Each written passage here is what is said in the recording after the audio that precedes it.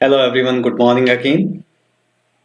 In this video, we will discuss about the double-sided error.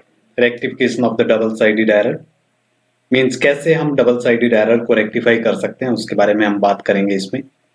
तो देखिए इसमें rectification of two-sided error before preparing trial balance. Trial balance को prepare करने से पहले two-sided error को कैसे rectify किया जा सकता है। उसके लिए इसमें क्या है कि as these errors affect two accounts simultaneously. They are hence called two sided error कि एक ही टाइम में जो है दो अकाउंट्स को ये जो है एक साथ अफेक्ट करती हैं, तो इसलिए इसको हम डबल साइडेड एरर कहते हैं। And they have no effect on trial balance and these are mainly error of recording, error of principle, error of posting to wrong account and error of complete omission. So rectification of these error is done with the help of journal entries. How we will make? See, in this process of rectification, for the sake of understanding, three journal entries are passed. One correct entry, another one wrong entry, and the last one is rectifying entry. So तीन तरीके से हम इसमें entry करेंगे, correct entry, wrong entry and rectifying entry. तो सबसे पहले इसमें जो है करेक्ट एंट्री जो है that denotes the journal entry which should have been recorded. Correct entry उस चीज को डिनोट करेगी जिसको हमने रिकॉर्ड किया जाना था, और रॉन्ग एंट्री जो हमने कर दिया है। करेक्ट एंट्री तो वो है जो हमने रिकॉर्ड करना था, but wrong entry is that entry which we have pass in the books of accounts. And rectifying entry किस एंट्री को रिप्रेजेंट करेगी? The entry passed to rectify the error. Means on the basis of these above two entries, we have to make one rectifying entry. जो ऊपर हमने correct entry की है और एक रॉन्ग एंट्री की है, इन दोनों को हम एनालाइज करेंगे। इन दोनों के एनालिसिस के बेस पे हम एक रेक्टिफाइंग जर्नल एंट्री बनाएंगे। तो देखिए कैसे बनाएंगे हम। इसमें जो है rectification of two sided errors. अब टू साइडेड एरर के अंदर जो है सबसे पहले इसमें है रॉन्ग डेबिट इन वन और मोर अकाउंट। इसमें एक एग्जांपल दिया है, purchase of machine for ₹4,000 is debited to purchase account. तो इसके अंदर सबसे पहले रॉन्ग एंट्री हम करेंगे। रॉन्ग एंट्री इसमें क्या है कि purchase of machine for ₹4,000 is debited to purchase account. Machine जो है वो किस में डेबिट कर दी गई? परचेज अकाउंट में डेबिट कर दी गई। मतलब रॉन्ग एंट्री क्या हुई? मान लीजिए कि हमने कैश में परचेज किया था मशीन को, तो हमने एंट्री क्या कर दी? Purchase account debit to cash account ₹4,000 से एंट्री कर दी। करेक्ट एंट्री क्या होनी चाहिए थी? मशीन अकाउंट डेबिट होना चाहिए था और टू कैश अकाउंट होना चाहिए था। तो इसकी करेक्ट एंट्री देखिए, करेक्ट एंट्री हमारी ये होनी चाहिए थी, machine account debit to cash account. अब मशीन की जगह हमने कर क्या दिया है? ऊपर वाला जो आपको दिखाई दे रहा है, जहां पे मेरा कर्सर ये जा रहा है, वहां पे आप देख सकते हैं ये परचेज अकाउंट हमने डेबिट कर दिया। तो हम क्या करेंगे, इन दोनों एंट्रीज को हमने एनालाइज किया तो ये पाया कि मशीन अकाउंट जो हमारा डेबिट होना चाहिए था उसकी जगह पे हमने क्या कर दिया? परचेज अकाउंट को डेबिट कर दिया। तो हम इसको रेक्टिफाई करने के लिए क्या करें? जो मशीन अकाउंट डेबिट होना चाहिए था उसको हम डेबिट कर दें, और जो परचेज अकाउंट हमारा डेबिट हो गया है जो इस रॉन्ग एंट्री के अंदर, उसको हम कैंसिल कर दें। और इसको हम कैंसिल करेंगे तो इसको हम क्रेडिट कर दें। अब कैश अकाउंट यहां भी क्रेडिट है और यहां भी क्रेडिट ही होना था, तो कैश अकाउंट का तो हमने कुछ करना नहीं है, because it is already recorded with the correct account. क्योंकि ये कैश अकाउंट में ही आना चाहिए था, कैश अकाउंट में इसको रिकॉर्ड कर दिया गया, तो कैश अकाउंट को हमने कुछ नहीं करना है। हमने क्या करना है कि जो परचेज अकाउंट है उसको हमने रेक्टिफाई करना है। उसकी जगह पे क्या करना? मशीन अकाउंट को डेबिट करना है और परचेज अकाउंट को वहां से हटाना है। तो हम क्या करेंगे रेक्टिफिकेशन एंट्री के अंदर? इस मशीन अकाउंट को हम डेबिट करेंगे और ये जो परचेज अकाउंट डेबिट हो गया था इसको हम कैंसिल कर देंगे। तो देखिए कैसे हम रेक्टिफाइंग एंट्री करेंगे। तो ये हमारी रेक्टिफिकेशन एंट्री होगी, मशीन अकाउंट डेबिट। ये जो मशीन है इसको हम डेबिट करेंगे, यहां पे मशीन अकाउंट डेबिट टू क्या हो जाएगा? वो परचेज अकाउंट जो रॉन्ग एंट्री के अंदर है उसको वहां से उठाएंगे और इसको क्रेडिट में डाल देंगे। तो ये इस तरीके से machine account debit to purchase account entry हो जाएगी। उसके बाद सेकंड केस इसमें है शॉर्ट डेबिट और क्रेडिट इन वन और मोर अकाउंट। शॉर्ट डेबिट और क्रेडिट, जैसे एक एग्जांपल दिया है, purchase of furniture for ₹5,000 is entered in the books as ₹500। मतलब ₹5,000 का फर्नीचर परचेज किया था, लेकिन उसको बुक्स में कितने अमाउंट का एंटर किया गया है? ₹500 से, मींस 4,500 लेस अमाउंट रिकॉर्ड की गई है। तो रॉन्ग एंट्री क्या हो गई इसमें? फर्नीचर टू कैश, ₹500 से ये एंट्री बुक्स ऑफ अकाउंट्स के अंदर एंटर हुई। करेक्ट एंट्री क्या होनी चाहिए थी?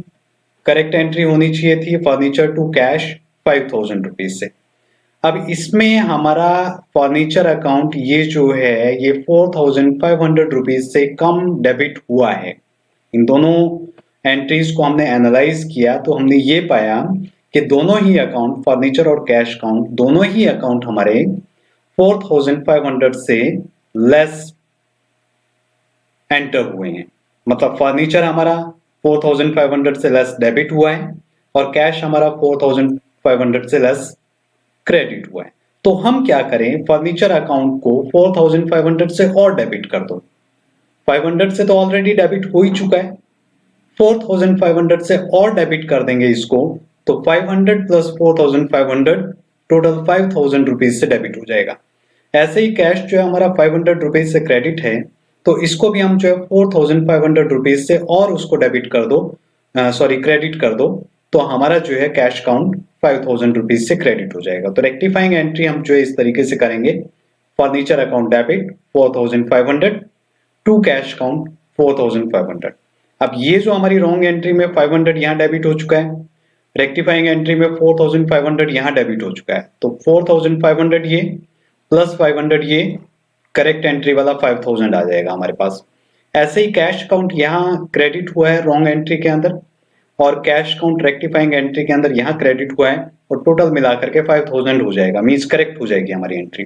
तो हमने ये रेक्टिफाइंग एंट्री यहाँ पे पास करनी है इस ट्रांजेक्शन के लिए। नेक्स्ट जो है इसके अंदर रॉन्ग क्रेडिट इन वन और मोर अकाउंट, वहां पे रॉन्ग डेबिट था, यहाँ पे रॉन्ग क्रेडिट हो जाए। तो इसमें क्या है कि sale of machine for ₹6,000 on credit to X pass through sales book, wrong credit हो गया ये। मतलब किसी अकाउंट को हमने क्रेडिट करना था, उसकी जगह पे दूसरा अकाउंट क्रेडिट हो गया। अब इसमें यहाँ पे मशीन परचेज की हमने क्रेडिट पे एक्स से, और उसको सेल्स बुक के थ्रू हमने एंट्री कर दी, तो इसमें रॉन्ग एंट्री देखी। सबसे पहले सेल्स बुक के थ्रू एंट्री की है, तो इट मींस एंट्री हो गई इसमें एक्स टू सेल्स अकाउंट ₹6,000 से। करेक्ट एंट्री क्या होनी चाहिए थी? मशीन सेल की गई है, तो एक्स टू मशीन अकाउंट होना चाहिए था, X account debit to machine account ₹6,000 से।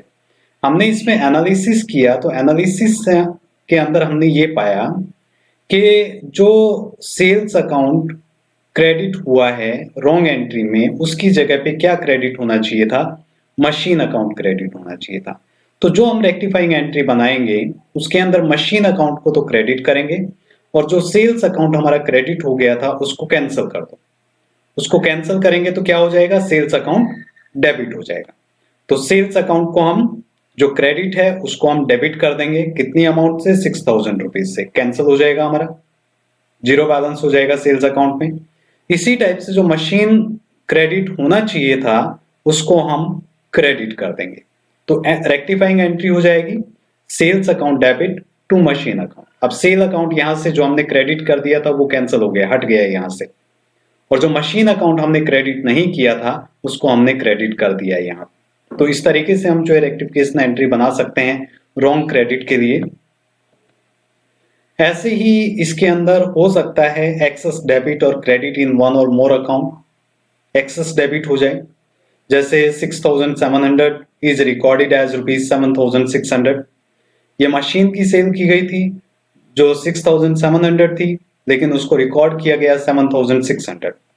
तो रॉन्ग एंट्री हमने क्या कर दी इसके अंदर, कैश टू मशीन 7,600 रिकॉर्ड कर दिया। करेक्ट एंट्री में क्या होना चाहिए था? ये होना चाहिए था कैश टू मशीन 6,700। अब यहां पे देखिए कैश जो है वो हमारा ज्यादा रिकॉर्ड हो गया, कम होना चाहिए था, ठीक है। अगर कम रिकॉर्ड होता तो हम उसमें क्या करते, कैश को और डेबिट कर देते। अब यहाँ पे ज्यादा रिकॉर्ड हो गया तो हमें क्या करना है, जितना ज्यादा रिकॉर्ड हुआ है उसको हमने कैंसिल करना है। मींस इस कैश का और इस कैश का दोनों का डिफरेंस लेना है। तो 7,600 माइनस 6,700, तो ये हमारा जो है 900 रुपीज का इसमें डिफरेंस आ रहा है। तो 900 रुपीज के डिफरेंस से हम जो है जर्नल एंट्री करेंगे इसमें। तो एनालिसिस करने के बाद हमने पता लगाया कि कैश जो 900 से ज्यादा डेबिट हो चुका है उसको कैंसिल कर दो, मींस क्रेडिट कर दो, और जो मशीन 900 रुपीज से ज्यादा क्रेडिट हो चुकी है उसको कैंसिल कर दो, मींस डेबिट कर दो। तो इसमें इसकी रिवर्स एंट्री हो जाएगी, machine account debit to cash account. देखिए रेक्टिफिकेशन एंट्री हम क्या करेंगे। रेक्टिफिकेशन एंट्री के अंदर जो मशीन है हमारा उसको डेबिट कर दो। अब मशीन को डेबिट किया 900 रुपीज से, 900 रुपीज से अगर हम डेबिट कर देंगे, ये इतने से क्रेडिट हुआ था, इसमें से 900 डेबिट हो गए तो हमारे क्रेडिट में कितनी अमाउंट बचेगी, 6,700 बच जाएगी। ऐसे ही जो कैश अकाउंट जो हमारा डेबिट हो गया था ज्यादा अमाउंट से, उसको जो है क्रेडिट कर दो 900 रुपीज से। तो रेक्टिफिकेशन एंट्री हो जाएगी machine account debit to cash account. तो ये इसमें टू साइडेड एरर जो है उनको रेक्टिफाई हम जो है इस तरीके से कर सकते हैं। उसके बाद इसमें rectification of error after preparation of trial balance but before the preparation of final account. अब इसमें क्या होता है कि sometime error could not be found before the preparation of trial balance. तो ऐसे केस में क्या होगा, जो डिफरेंस होता है उसको हम सस्पेंस अकाउंट में डाल देते हैं, और सस्पेंस अकाउंट में डालने के बाद जैसे जैसे हमें एरर के बारे में पता चलता जाएगा उसके बाद जो है हम सस्पेंस अकाउंट में से उस एरर की अमाउंट को रिड्यूस करते जाएंगे। तो इसमें भी जो दो टाइप है, एक टू साइडेड एरर और एक वन साइडेड एरर।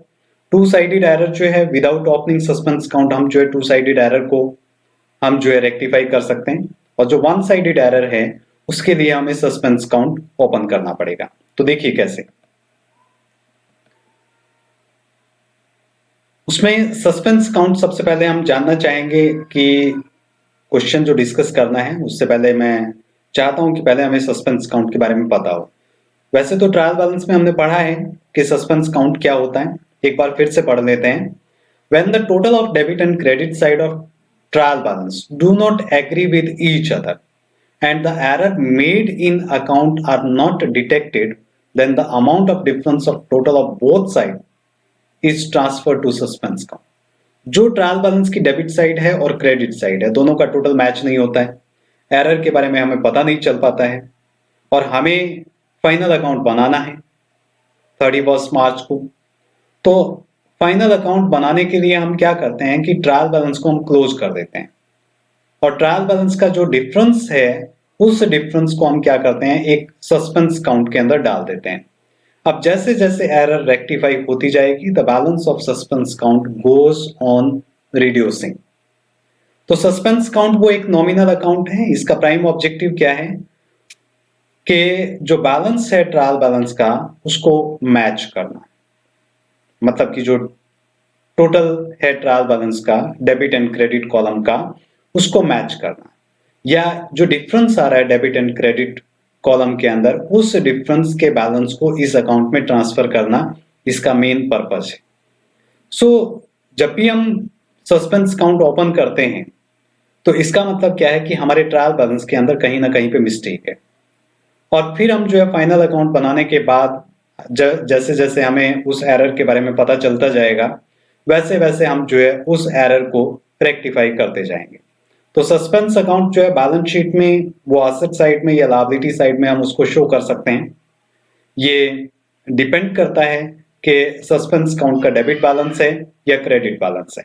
अगर डेबिट बैलेंस है तो एसेट में शो कर देंगे, क्रेडिट बैलेंस है तो लायबिलिटी में शो कर देंगे।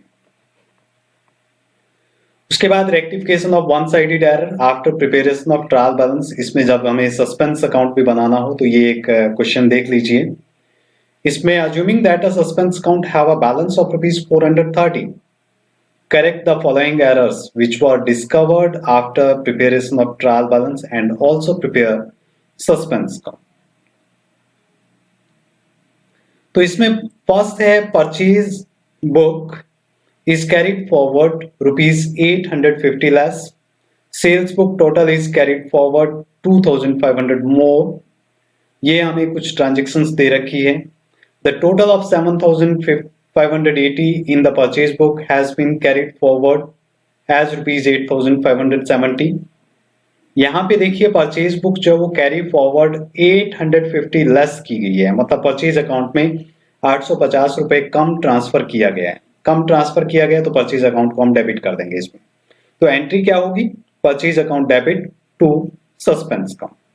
इसी टाइप से सेल्स बुक का जो टोटल है वो कैरी फॉरवर्ड हुआ है 2,500 रुपीज से ज्यादा हो गया तो उसको कम करना है। कम करने के लिए सेल्स अकाउंट को हम क्रेडिट करते हैं वैसे तो कम करना है तो उसको हम डेबिट कर देंगे। तो sales account debit to suspense account.